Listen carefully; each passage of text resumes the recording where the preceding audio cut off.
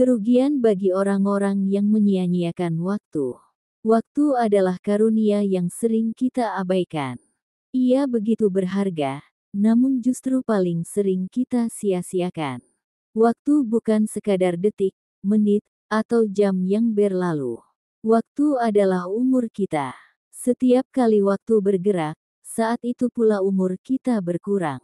Sebelum kita lanjut, jangan lupa untuk like, share, dan subscribe, agar banyak orang yang tercerahkan. Assalamualaikum warahmatullahi wabarakatuh. Syukur alhamdulillah kita dapat bersama kembali di channel Nur Hidayah.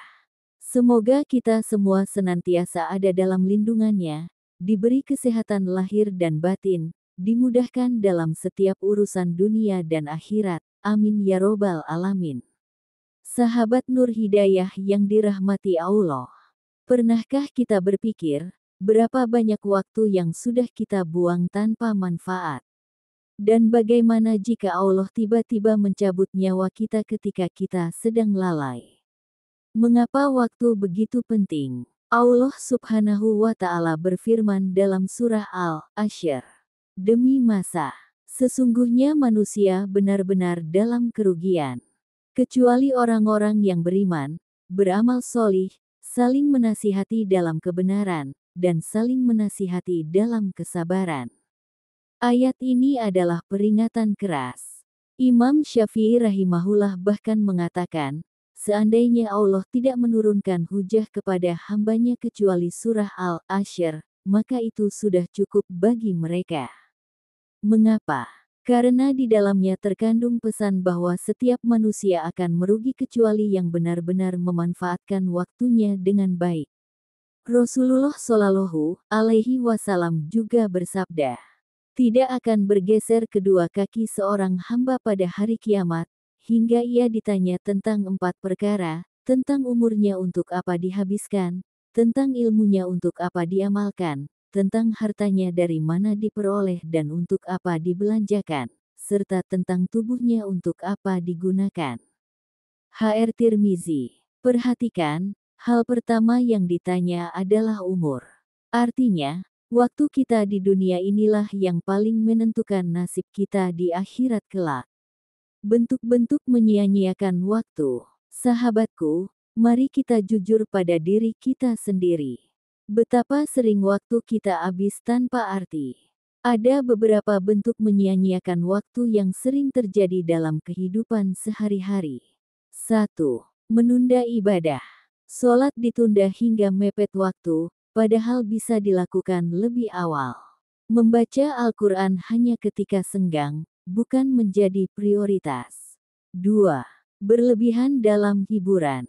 Jam-jam panjang habis untuk menonton, bermain game, atau berselancar di media sosial. Sedikit yang tersisa untuk merenung dan berzikir. 3.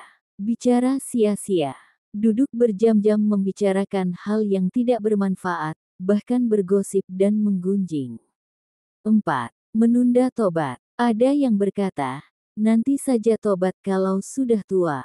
Padahal siapa yang bisa menjamin umur kita sampai besok? 5. Melupakan amanah waktu luang.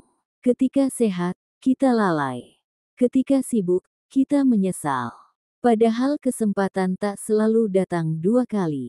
Rasulullah pernah mengingatkan dalam hadits sahih. Manfaatkanlah 5 perkara sebelum datang 5 perkara, masa mudamu sebelum datang masa tuamu, sehatmu sebelum datang sakitmu, kayamu sebelum datang miskinmu, waktu luangmu sebelum datang sibukmu, dan hidupmu sebelum datang matimu. HR Hakim. Kerugian bagi mereka yang menyia-nyiakan waktu.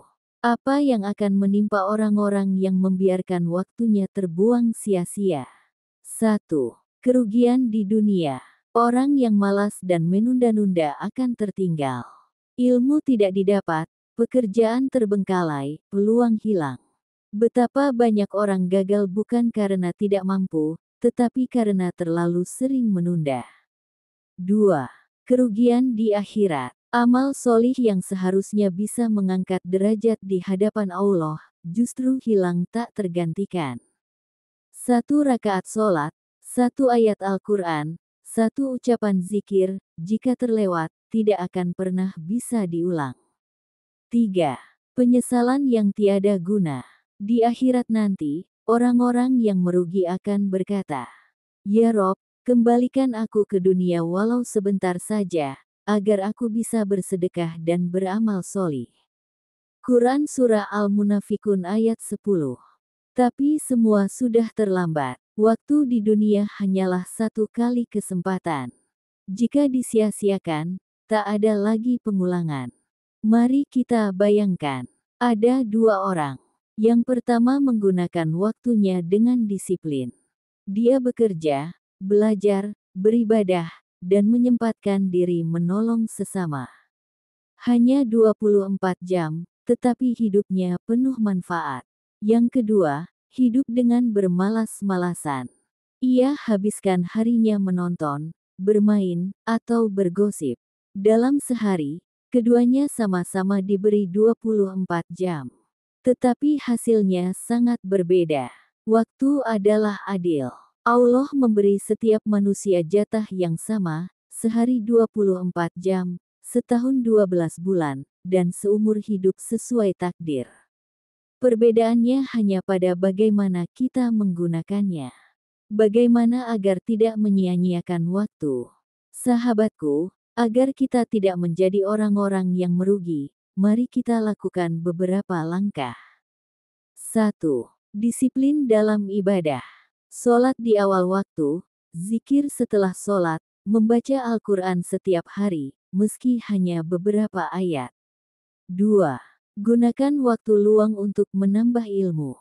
Baca buku, dengarkan kajian, atau pelajari sesuatu yang bermanfaat. 3. Buat perencanaan harian. Atur waktu tidur, waktu kerja, waktu ibadah, agar seimbang. 4. Kurangi hal-hal yang sia-sia.